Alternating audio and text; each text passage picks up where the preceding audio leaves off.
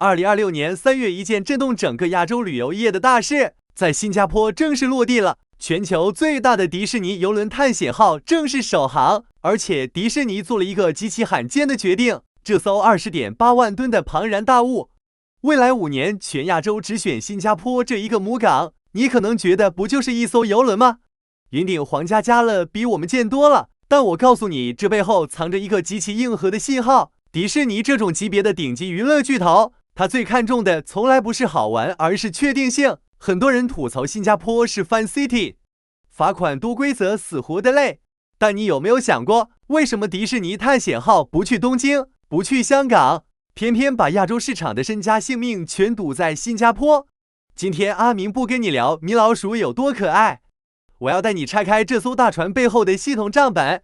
我们要看一看新加坡这套被全世界吐槽太严的系统到底是怎么变成真金白银的全球竞争力的。看完这一期你就会明白，在新加坡越严格反而越赚钱。咱们先聊聊这艘船，20.8万吨什么概念？相当于3座滨海湾金沙酒店的重量，载客6700人，加上2500名员工，就是一个移动的海上小城市。迪士尼品牌有个外号叫极致强迫症，演职人员衣服不能有褶皱，垃圾桶必须几分钟内清理，甚至背景音乐的分贝都要精准控制。因为迪士尼卖的不是门票，是零瑕疵的梦幻。如果这种梦幻在接机、码头清关或行李托运环节掉链子，对迪士尼就是品牌灾难。所以迪士尼选母港选的是这个国家的执行力。你看新加坡被叫 Fun City， 不仅是因为罚款多，更是因为我们对规则有一种像精密仪器一样的执行力。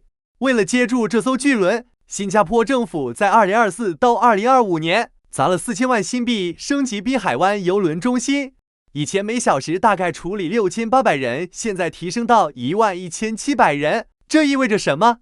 意味着近万游客从下车到登船，在新加坡的数字系统里全程压缩到分钟级。阿明去实测过，在别的港口可能排队3个小时，但在新加坡就像通过一个巨大的全自动扫描仪。更硬核的是，2026年新加坡全面普及数字加油。以前巨轮补给燃油要填纸张对账，耗时按天算，现在通过新加坡数字海事系统，全流程无纸化，每年节省4万个工时。对于迪士尼来说，每多停1小时损失几十万美金，新加坡这种毫秒级效率就是直接帮他们省钱。这种精准流程是 Fun City 的护城河。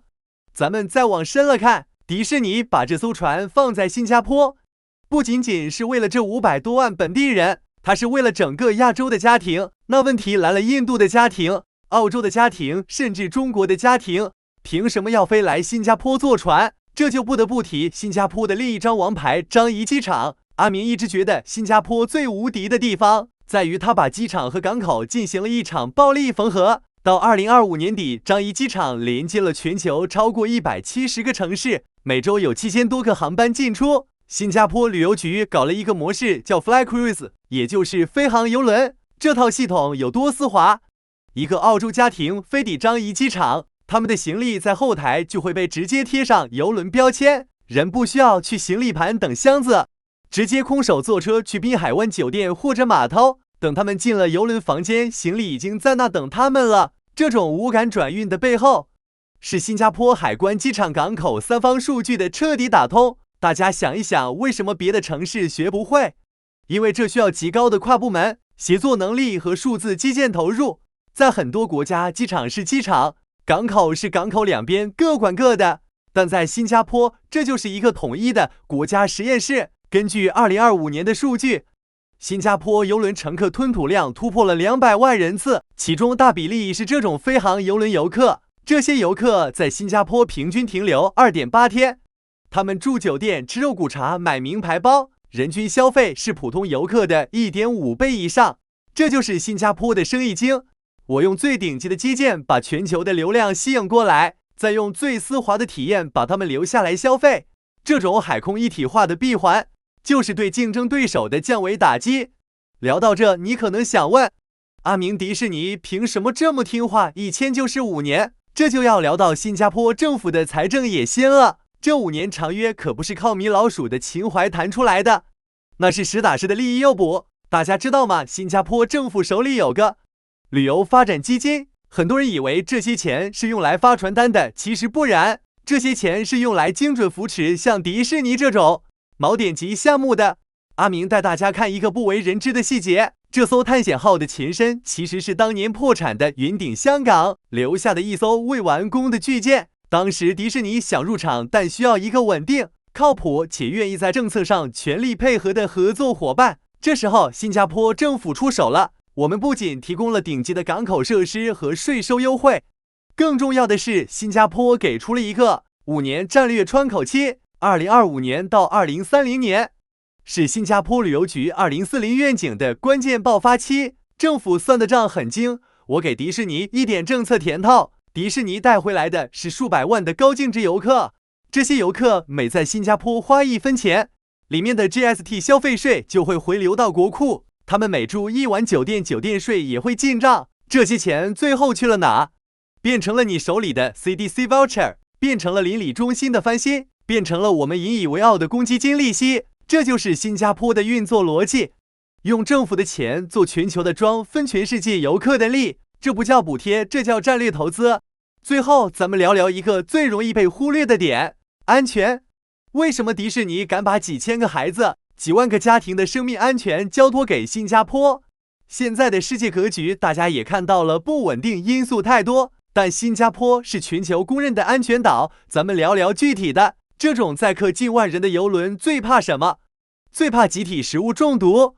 在新加坡，食品安全不是喊口号，那是新加坡食品局拿着放大镜在查。新加坡的食品安全标准在全球常年排第一，这种极致的监管在迪士尼眼里就是保单。再说说治安，在有些国家的港口，你可能要担心行李被偷，或者被地接社宰客，但在新加坡，严厉的法律和极高的警力威慑力让迪士尼省去了巨额的私人安保开支。这种秩序感在2026年的今天已经变成了一种极其昂贵的奢侈品。阿明经常听本地朋友开玩笑说，在新加坡生活像是在一个巨大的高精密工厂里，每个人都得按规矩办事，挺闷的。但你换个角度想，正是因为这份闷、这份板正、这份严厉，才让迪士尼这种顶级玩家觉得这里是全亚洲最能让他睡个安稳觉的地方。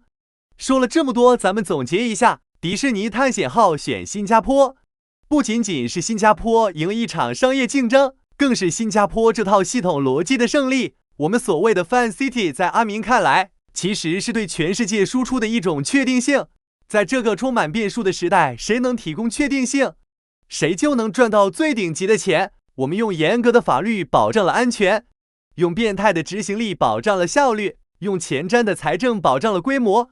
这三者合一，才让新加坡在土地资源极度匮乏的情况下，依然能成为亚洲的流量之王。所以各位在新加坡生活的朋友，下次当你看到那些条条框框的规定时，别只觉得麻烦，你得意识到正是这些规定构成了新加坡最硬核的竞争力。迪士尼来了以后，可能还会有更多这种量级的巨头入驻，因为在这个混乱的世界里，大家都想找一个能让童话世界一分一秒都不差运行的地方，而那个地方就是新加坡。好了，这期关于迪士尼邮轮和新加坡系统逻辑的拆解就聊到这。你觉得新加坡下一个会引来的巨头是谁？欢迎在评论区告诉我。我是阿明，带你看透事成背后的逻辑。咱们下期再见。